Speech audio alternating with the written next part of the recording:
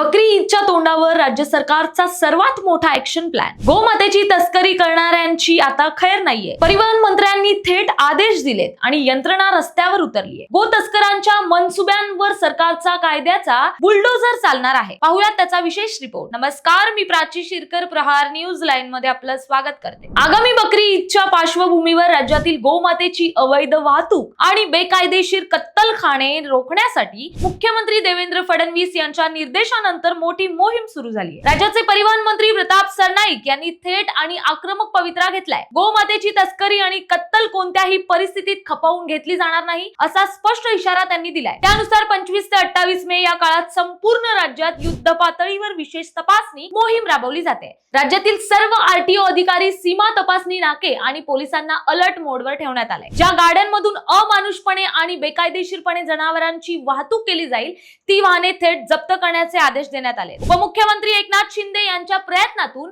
राज्याने देशी गायीला राज्यमाताचा दर्जा दिलाय. त्यामुळे हा हिंदू समाजाच्या श्रद्धेचा विषय आहे. गो तस्करांना रोखण्यासाठी स्थानिक पोलीस, पशुसंवर्धन विभाग आणि गो सेवा संस्था एकत्र आले आहेत. संवेदनशील मार्ग आणि सीमावर्ती भागात कडक नाकाबंदी करून प्रत्येक वाहनाची कसून तपासणी सुरू झाली आहे. जनावरांना अत्याचार करण्याविरोधात भारतात कोणतीही मवाळ भूमिका घेणार नसल्याचं सरनाईक यांनी स्पष्ट केलंय. धार्मिक सणांच्या काळात सामाजिक सलोखा राखण्यासाठी अवैध गोष्टींवर अशी कडक कायदेशीर कारवाई करणं अत्यंत गरजेचं आहे. केवळ परिपत्रक न काढता त्याची चोख अंमलबजावणी झाली तरच अशा गुन्ह्यांना खरा अटकाव बसेल. या मोहिमेमुळे गोवंश हत्येला आणि अवैध वाहतुकीला पूर्णपणे चाप बसेल असा विश्वास निर्माण झालाय. सरकारच्या या कडक पवित्र्यावर आता गो तस्करांचे धाबे दणाणले. या मोहिमेत किती गाड्यांवर कारवाई होते याकडे आता सर्वांचं लक्ष लागलंय. तुम्हाला काय वाटतं यामध्ये आम्हाला कमेंट्स करून नक्की कळवा आणि व्हिडिओ आवडला असेल तर लाईक, शेअर आणि फॉलो करा. धन्यवाद.